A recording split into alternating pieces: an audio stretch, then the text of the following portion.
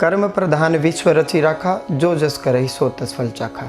सभी भक्तों को जय श्री राम। आइए आज हम एक मुख्य विषय पर चर्चा करेंगे। विषय अत्यंत गंभीर है। इस विषय को लेकर के समाज में नाना प्रकार की भ्रांतियां फैली हुई हैं। आज का हमारा मुख्य विषय भगवान श्री गणेश जी। मेरा पहला प्रश्न है कि गणेश जी की पूजा सर्वप्रथम क्यों की जाती है। दूसरा प्रश्न, क्या माँ पार्वती और भगवान शंकर ने अपने ही विवाह में अपने ही पुत्र गणेश जी का पूजन किया? यदि किया तो कैसे और क्यों? क्योंकि तुलसी कृत रामचरितमानस में बालकांड में विवाह प्रकरण में एक दोहा आता है, मुनि अनुशासन गणपति ही पूजे शंभु भवानी, कौ सुनी संशय करे जनी सुर अनादि जिए जाने। तीसरा प्रश्न, गणेश जी का शीश गजराज यानी हाथी का ही क्यों है? चौथा प्रश्न, गणेश जी का पेट बहुत बड़ा क्यों है? इनको लंबोदर क्यों कहा गया है? पांचवा प्रश्न, गणेश जी का वाहन मूषक यानी चूहा क्यों है? इन सभी प्रश्नों को समझने से पहले हमें यह दोहा समझना होगा, कर्म प्रधान विश्व रचि राखा, जो जस करहि सो तस फल चाखा। इस दोहे के माध्यम से कर्म की महत्वता को बताया गया है कि समस्त ब्रह्मांड कर्म प्रधान रचा हुआ है। जो जीव जैसा कर्म करता है उस जीव को वैसा ही फल मिलता है, यानी कि कर्ता चाहे या न चाहे कर्ता को कर्म का फल चिपक जाता है। और कर्म करने के लिए मनुष्य को भगवान ने 10 इंद्रिय प्रदान की है, 5 कर्मेंद्री, 5 ज्ञानेंद्री। हाथ, पैर, वाणी, गुदा, उपस्थ 5 कर्मेंद्री हैं। आँख, नाक, कान, जिह्वा एवं त्वचा 5 ज्ञानेंद्री हैं। आँख का काम केवल देखना है, रंग रूप इत्यादि। कान का काम केवल सुनना है। नाक का काम केवल गंध लेना है। जिह्वा का काम स्वाद लेना है, खट्टा, मीठा, कड़वा इत्यादि। एवं त्वचा का काम केवल ठंडा या गर्म यानी कि स्पर्श आदि आदि। कर्म करने के पश्चात मनुष्य को सुख मिलेगा या दुख मिलेगा, यह सुख और दुख मन एवं बुद्धि का विषय है। मन की अनुकूलता ही सुख है एवं मन की प्रतिकूलता ही दुख है। इस बात से यह सिद्ध होता है कि मनसा वाचा कर्मणा का सिद्धांत बिल्कुल सटीक है, यानी कि मन के द्वारा जो चिंतन किया जाता है वह भी कर्म है, वाणी से जो कुछ कहा जाता है वह भी कर्म है, एवं काया के द्वारा जो कुछ भी चेष्टा की जाती है वह भी कर्म ही है।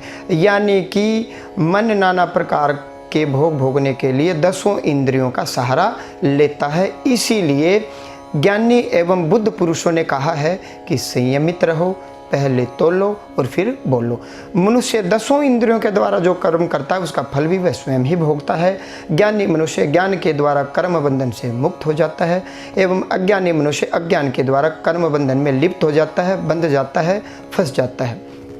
प्रत्येक मनुष्य यह सोचकर कर्म करता है कि कर्म करने के पश्चात उसको शुभ फल की प्राप्ति होगी, लाभ मिलेगा, रिद्धि एवं सिद्धि की प्राप्ति होगी। और कर्म करने के लिए मनुष्य के पास 10 इंद्रियां हैं और हर इंद्रिय के अलग अलग देवता हैं, नियामक हैं।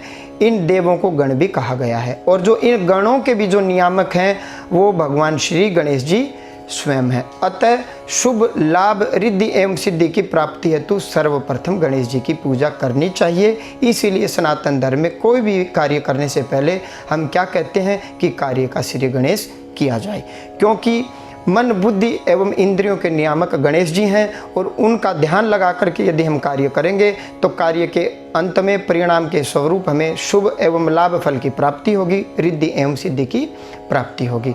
उदाहरण के द्वारा हम समझना चाहेंगे, यदि कोई मनुष्य किसी इंस्टीट्यूट या ऑर्गेनाइजेशन में जाता है तो सर्वप्रथम वह मनुष्य द्वार पर ही जाएगा और जब तक द्वारपाल द्वार नहीं खोलेगा तो हम अंदर प्रवेश नहीं कर सकते। द्वार खोलने के पश्चात हम द्वारपाल से कहेंगे कि हमें इंस्टीट्यूशन के हेड से मिलना है, कृपा करके आप उनके कार्यालय का पता हमें बता दीजिए। इसीलिए महापुराणों में शुभ एवं लाभ गणेश जी के 2 पुत्र कहे गए हैं, रिद्धि एवं सिद्धि नाम की 2 पत्नियां कही गई हैं। जिस प्रकार गांव के मुखिया को सरपंच, राज्य के मुखिया को मुख्यमंत्री एवं देश के मुखिया को प्रधानमंत्री कहते हैं, इसी भांति मन, बुद्धि एवं इंद्रियों के मुखिया को गणेश जी कहते हैं। यानी कि सरपंच, मुख्यमंत्री, प्रधानमंत्री एक पदवी है, इसी भांति गणेश जी भी एक पदवी है। इसी कारण माँ पार्वती और भगवान शंकर ने जीवों के कल्याण हेतु इंद्रियों, मन, बुद्धि के द्वारा किए जाने वाले कर्मों के शुभ फलदायी परिणाम हेतु उनके स्वामी या नियामक गणेश रूपी पदवी का पूजन करके हमें यह शिक्षा प्रदान की कि कोई भी शुभ कार्य करने से पहले उस कार्य की संपूर्णता के बाद हमें शुभ फल की प्राप्ति हो, इसलिए गणेश रूपी पदवी का पूजन करना चाहिए। अतः माँ पार्वती और भगवान शंकर ने गणेश रूपी पदवी का पूजन किया। किस प्रकार? जिस प्रकार कुछ समय पूर्व भारत के प्रधानमंत्री ने काशी में जाकर के सफाई कर्मचारियों का पूजन किया। यहाँ प्रधानमंत्री भी एक पदवी है, सफाई कर्मचारी भी एक पदवी है। हालांकि पदवी के हिसाब से प्रधानमंत्री पदवी ऊंची है और सफाई कर्मचारी वाली पदवी उसके नीचे आती है। तो एक उच्च पदवी वाले व्यक्ति ने उससे छोटी पदवी वाले व्यक्ति का पूजन करके यह साबित किया कि उस पदवी का महत्व कितना है और सफाई का हमारे जीवन में कितना अत्यंत महत्व है। अतः माँ पार्वती और भगवान शंकर ने अपने विवाह में गणेश रूपी पदवी का पूजन करके हमें यह शिक्षा दी कि कार्य की सफलता और संपूर्णता के लिए शुभ फल की प्राप्ति हेतु गणेश रूपी पदवी का पूजन करना चाहिए। अब चलते हैं अगले प्रश्नों की ओर कि गणेश जी को हाथी का ही शीश क्यों लगाया गया, गणेश जी का पेट इतना लंबा एवं बड़ा क्यों है। यह हाथी के शीश को चिन्ह के रूप में लेना चाहिए। जैसे भारत का चिन्ह राष्ट्रीय ध्वज है, कहीं भी हम हमारे राष्ट्रीय ध्वज को देखते हैं तो वह ध्वज हमारे देश का प्रतीक है, चिन्ह है, सिंबल है। और हम हमारे देश की पूजा किस प्रकार करते हैं? राष्ट्रीय ध्वज की पूजा के माध्यम से। राष्ट्रीय ध्वज की पूजा किस प्रकार की जाती है? राष्ट्रीय ध्वज को फहराया जाता है, उसको सैल्यूट किया जाता है। तो यही पूजा वास्तव में हम हमारे देश की पूजा करते हैं और हम राष्ट्रीय ध्वज का सम्मान करके वस्तुतः मूल रूप से हम हमारी मातृभूमि का ही सम्मान करते हैं। राष्ट्रीय ध्वज के 3 रंग, केसरिया रंग ओज और वीरता का प्रतीक है, श्वेत रंग शुद्धता एवं शांति का प्रतीक है, हरा रंग उर्वरा शक्ति या हरियाली का प्रतीक है और धर्म चक्र से हमें यह शिक्षा मिलती है कि मनुष्य को चक्र की भांति प्रयत्नशील रहना चाहिए, कर्मठ रहना चाहिए। यहाँ हाथी का शीश चिन्ह के रूप में लेना चाहिए। हाथी के शीश में बड़ी बड़ी आँखें हैं, बड़े बड़े कान हैं, बड़ी नाक यानी कि सूंड है और बड़ी जिह्वा है। यानी कि आँख, नाक, कान, जिह्वा ज्ञान इंद्रियां हैं। ज्ञान इंद्रियों का बड़ा होने का मतलब है गणेश जी की ज्ञान इंद्रियां अत्यंत तीव्र, कुशाग्र एवं तेजोमय हैं। सभी मनुष्यों को इसी प्रकार के गुणों को धारण करने की प्रेरणा श्री गणेश जी से लेनी चाहिए। अब चलते हैं आगे। बड़ी बड़ी तेजोमय कुशाग्र ज्ञान इंद्रियों के द्वारा जो गूढ़ और रहस्यमय ज्ञान लिया जाता है, उस ज्ञान को अपने उदर में संचित करना ही बड़ा पेट या लंबा उदर होने का प्रतीक है। जो ज्ञान लिया जाता है, गणेश जी उस ज्ञान को अपने उदर में समाहित रखते हैं, इसलिए गणेश जी का पेट बड़ा दिखाया गया है।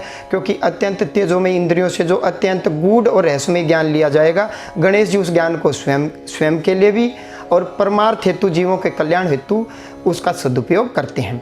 अतः हमें भी गणेश जी की तरह तेजोमयी एवं कुशाग्र बुद्धि वाला व्यक्ति बनना चाहिए। हमें यहाँ से यह शिक्षा प्राप्त होती है। हालांकि भौतिक जगत में छोटी छोटी बातें भी हमारे उदर में, हमारे पेट में दर्द करने लग जाती हैं। हम कोई भी बात सुनते हैं तो हम विचलित हो जाते हैं, हम अविलंब चुगली, चर्चा और निंदा शुरू कर देते हैं ताकि हमारे पेट के दर्द का इलाज हो सके। अब चलते हैं, गणेश जी का वाहन मूषक ही क्यों है। यहाँ चूहा भी एक प्रतीक के रूप में लिया गया है। मूषक मन का प्रतीक है और अब हम ये जान चुके हैं कि मन का जो नियामक है वो श्री गणेश जी स्वयं है।